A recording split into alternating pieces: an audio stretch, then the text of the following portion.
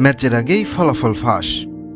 কলকাতা নাকি বেঙ্গালুরু আইপিএলের ৩৬তম ম্যাচে জিতবে কোন দল তারই ভবিষ্যৎবাণী করল খালিশিটিয়া। বন্ধুরা, বিস্তারিত জানার আগে ভিডিও লাইক বাটন একটি ক্লিক করুন এবং আমাদের চ্যানেলটি এখনও সাবস্ক্রাইব করে না থাকলে এখনই সাবস্ক্রাইব করে নিন।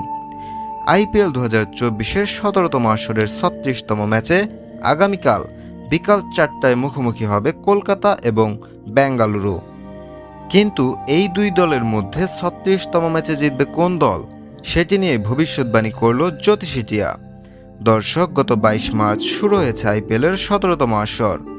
আর এই আসরে এখন পর্যন্ত ৬টি ম্যাচ খেলে ৪টিতে জয় নিয়ে পয়েন্ট টেবিলের ২ নম্বর অবস্থান করছে কলকাতা নাইট রাইডার্স। অপরদিকে ৭টি ম্যাচ খেলে ১টিতে জয় নিয়ে পয়েন্ট টেবিলের ১০ নম্বর অবস্থান করছে রয়্যাল চ্যালেঞ্জার্স বেঙ্গালুরু। আর এখন পর্যন্ত হেড টু হেড মোকাবেলায় আরসিবির বিপক্ষে কলকাতা জয় পেয়েছে ১৯টি এবং কলকাতার বিপক্ষে আরসিবি জয় পেয়েছে মাত্র ১৪টি ম্যাচে।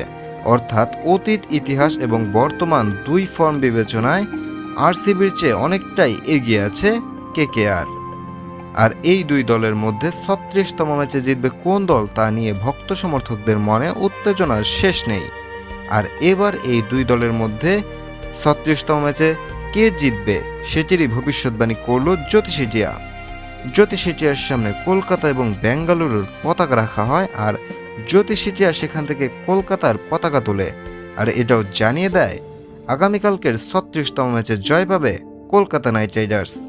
হ্যাঁ বন্ধুরা, আপনাদেরকে বলছি, কি মনে হয় আপনাদের?